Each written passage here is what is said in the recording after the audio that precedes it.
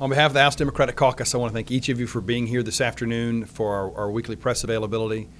We're basically, I hope, we're within about a week of adjourning sine die and going back home and letting the good people of Oklahoma take a deep breath that the legislature is no longer in session, and thus they can rest a little easier than they can when we're here. But, you know, the big issue of the day is the state budget. The House Democratic Caucus, we visited with Chairman Sears and the Speaker on a couple of different occasions, you know, just to kind of sort of get a temperature as to where the budget is. We'd add our 2 cents occasionally when we thought we could, but on the whole, it's their show.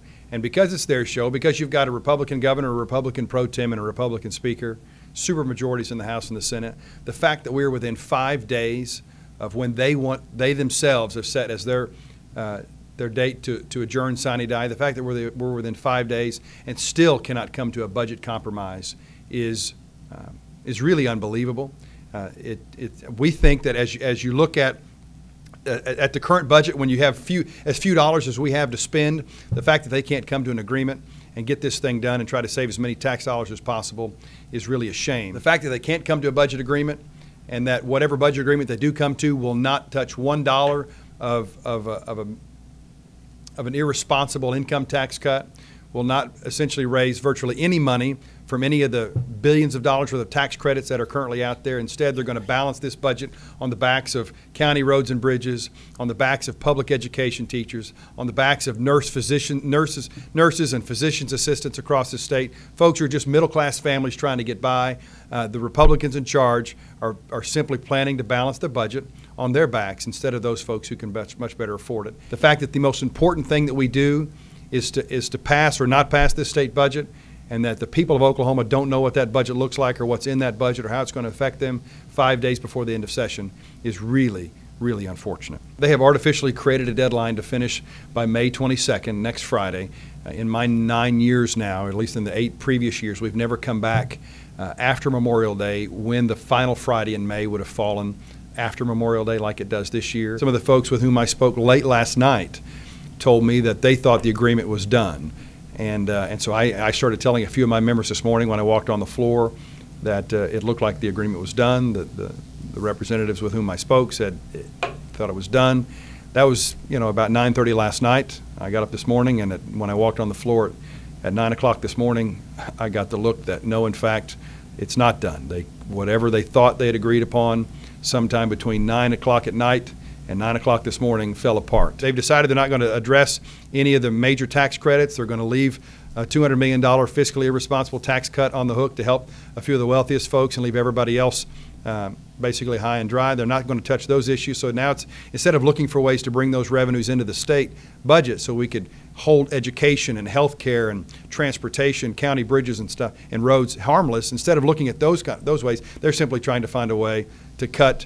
Who wants to cut deeper? How in the world a group of Republicans that have the kind of power that they've had and have had all session long to draft a budget can't come down and get this thing done sometime outside the last 2 or 3 days of session is beyond me. If you're talking about a flat budget for common education, which it sounds like that's probably where they are, a flat budget to common education serves as an overall net negative or a net cut to each individual school district in the state of Oklahoma. Superintendent New from Oklahoma City and Dr. Ballard, the superintendent of Tulsa, were here a few weeks ago, and that direct question was asked.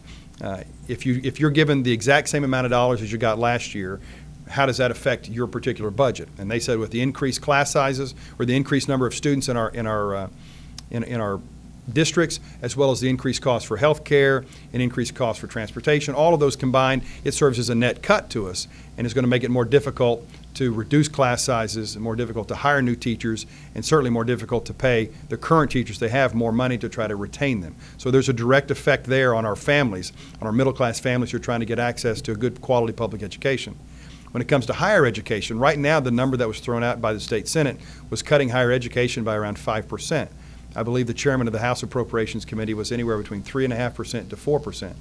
Regardless, if you take the 5% number, the 5% number to higher education works out to about $55 million this year would be a cut to them. Since 2008, higher ed's been cut about $67 million. So to cut them by 5% this year nearly doubles the cuts that higher ed has taken over the last 5 or 6 years. Well, how does that affect middle-class families in Oklahoma? It means it's going to cost them more for tuition. next year. I spoke with the president, Dr. Betts of UCO. He said they essentially needed about $3 million of new money this year just to maintain their current level of service without raising tuition. If they're cut this year, they will either have to reduce services or increase tuition or both, and that has a direct negative impact on our middle class families. And then, as I mentioned with the Health Care Authority situation, access to rural health care is already in jeopardy because they refuse to bring federal dollars home to try to shore up our rural hospitals. If they're not going to bring those federal dollars home and turn around and cut them more and cut the state dollars that they already receive by more, well, then they're going to jeopardize access to rural health care services for hundreds of thousands of Oklahomans. Or we take the hand that's been dealt, and our caucus has said for years that we want to see the project completed. To take $90 million worth of public and private investment and just throw it away, we believe is fiscally irresponsible.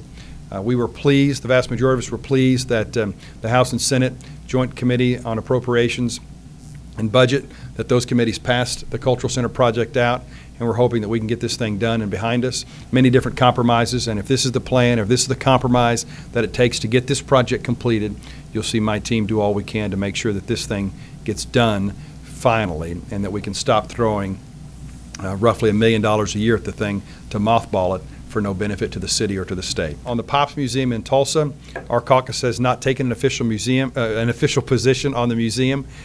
We have some members who like it, some members who are less enthusiastic about it.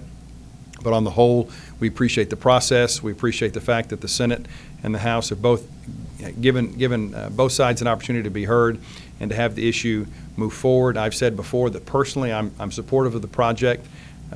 I think the fact that they found a way to do it in a revenue-neutral way that won't cost the state any new dollars, that will work within the current budget of the Oklahoma Historical Society, I think is a fiscally responsible and prudent way to go about doing it.